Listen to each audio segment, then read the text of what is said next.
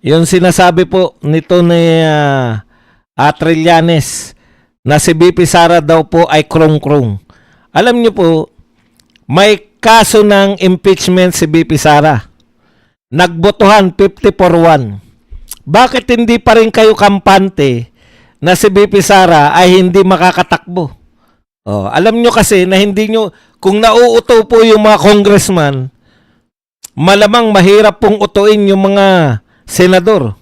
Kasi nakasalalay, lalo na po sa 8 senador na tatakbo ng re-election, nakasalalay po yung boto nila kay BP Sara kung sila ba ay pabor o acquitted si BP Sara. Nakasalalay po dyan yung kanilang re-election bid.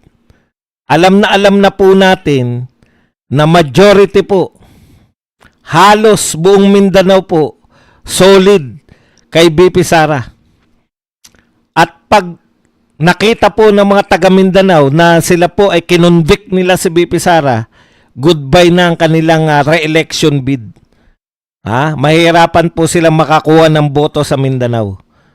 Ganun din po, malaking porsyento ng Visayas. Ganun din po, no? Mahirap po silang makapenetrate sa Visayas. Ganun din po sa NCR. Halos buong Pilipinas na. Doon na lang sa Northern Luzon. Pero doon nga sa Northern Luzon, marami na rin po dyan ang Duterte na rin. Hindi po dahil sa magaling mangampanya si BP Sara. Ano ang sabi ni Erese? Hindi yung paninira sa mga Marcos o hindi yung sinasabi niya nagpapalakas kay BP Sara. Ang nagpapalakas kay BP Sara, yung kapalpakan mismo. Yung kapalpakan mismo ng administrasyon ni Marcos. Kaya ang sukatan lang ng mga tao, eto, palpak to. Sino ang alternative natin sa kapalpakan? Si BP Sara. Dahil meron ng karanasan ang mga tao sa pamumuno ng Duterte. Eto po, i-remind lang po natin, baka nakakalimot na po tayo lahat. May maganda pong sinabi rito si Perbos. Ito, isang parte lang po to ng pamumuno ni Duterte. During Duterte's time, they were able to find a way to lower taxes through train law. Correct na correct po yan. Yung mga teacher, marami sa teacher, walang tax dahil dyan sa train law. Yet they passed the laws on universal tertiary education. Nagkaroon po ng libreng edukasyon ang mga sa college nung panahon lang po ni Tatay Digong. Universal health care. Yan po yung mga malasakit center ni Bongo. And build. No other admin has been more productive with less resources. Konti lang po yung resources ni Tatay Digong pero sulit na sulit. That's what fiscal responsibility do. No lavish drug and concert parties, no steak caviar, lobster in Malacanang, ad rehab of Boracay and Manila Bay, not to mention the overall peace and order during his time.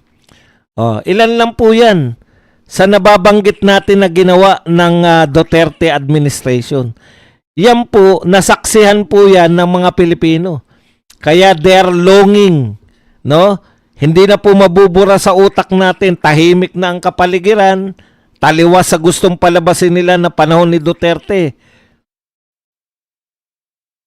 Nakakatakot mabuhay sa Pilipinas. Talagang nakakatakot mabuhay sa Pilipinas sa panahon ni Duterte kung ikaw ay kriminal. Pero kung matinong tao ka, kung ikaw po ay sumusunod sa batas, mayroon pong kapanatagan ng kalooban nung panahon ni Tatay Digong. Kahit na ano pa ang sinasabi sa ICC, naramdaman natin ang kapayapaan sa ating mga lugar sa panahon ni Tatay Digong. Nasaksihan natin ang mga tunay na proyekto ng build. Ang lalaki po. Mulagat na mulagat. Kayong mga taga Cebu, nakita nyo yung CCLEX. Kayong mga taga Davao, kita nyo ngayon yung Bukana Bridge. Kayong mga taga Metro Manila, nakita po ninyo yung yan pong Skyway. At sari-sari pong highway, pagpapaganda po ng mga ating mga paliparan, seaport, etc. Napakaraming build. Panahon po ni Tatay Digong, nagkaroon po tayo ng golden age ng ating Philippine infrastructure. Tinalo niya po lahat ng presidente, kahit po yung 20 years na nungkulan. Tinalo ng 6 na taon ni Tatay Digong.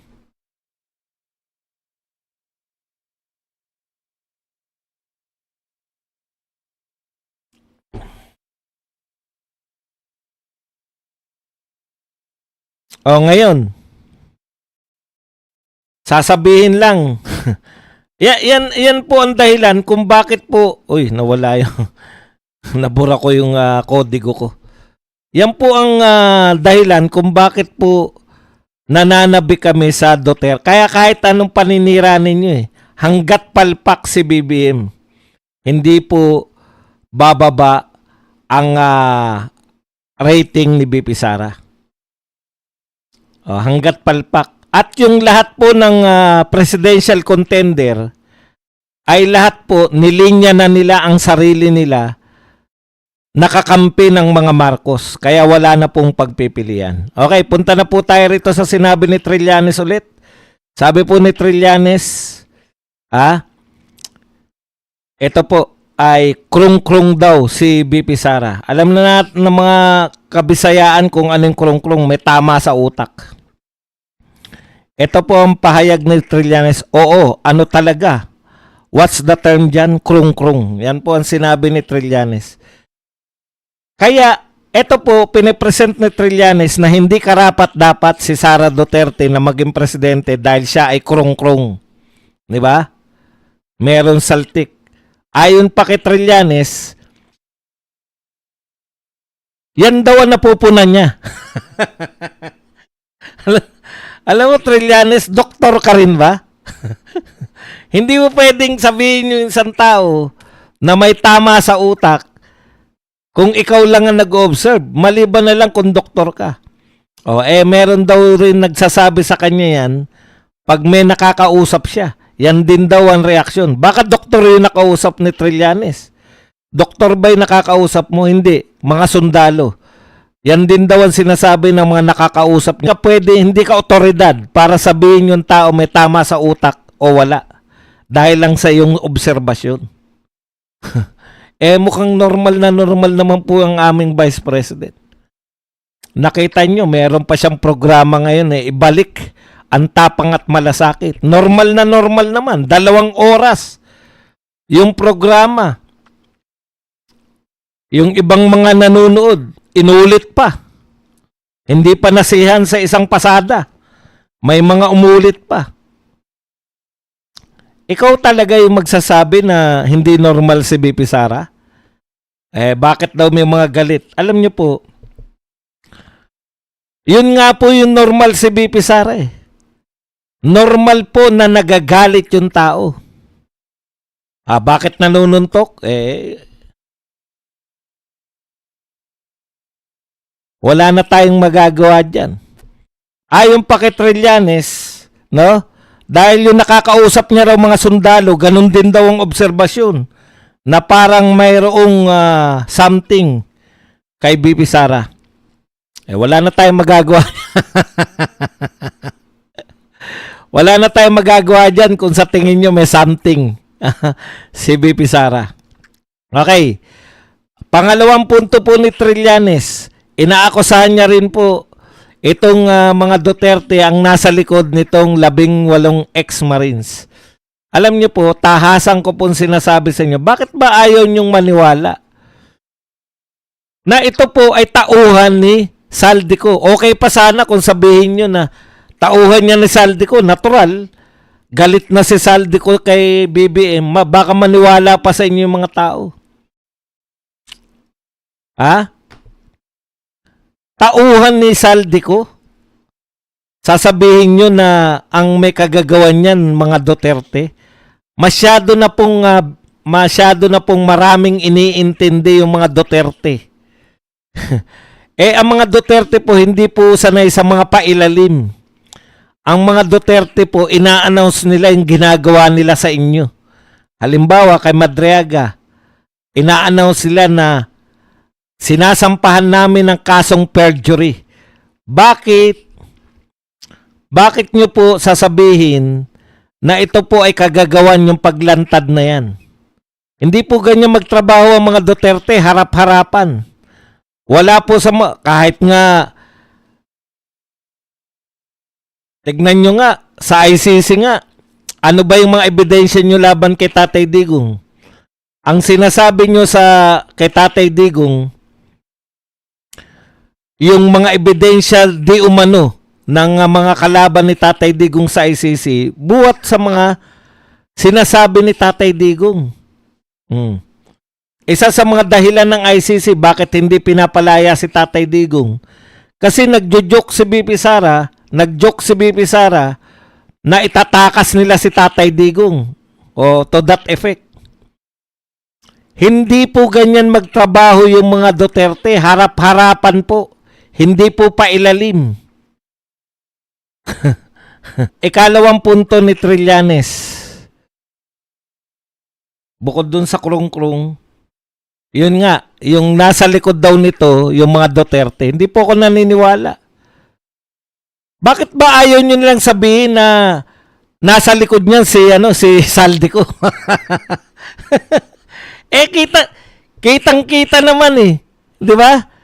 Kitang-kita naman po na si Saldico bumabanat na kay Martin Romualdez at kay BBM. Hindi po ba mas nakakapaniwala?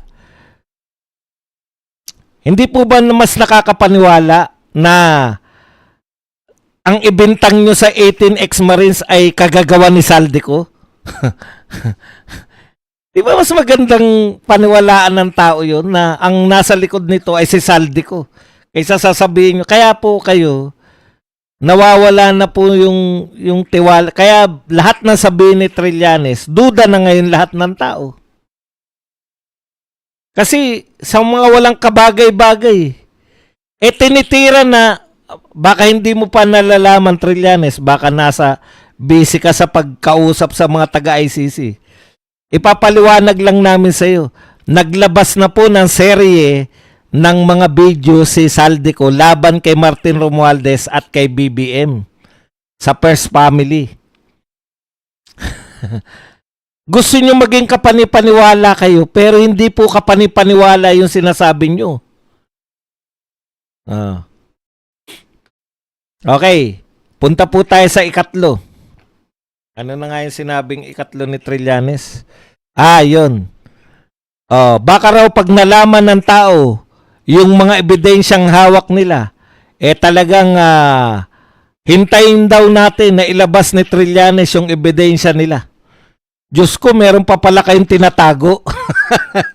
Meron pala kayong malakas na ebidensya. Bakit Mary Grace Piatos lang ang pinapalabas ninyo? Naghihiring na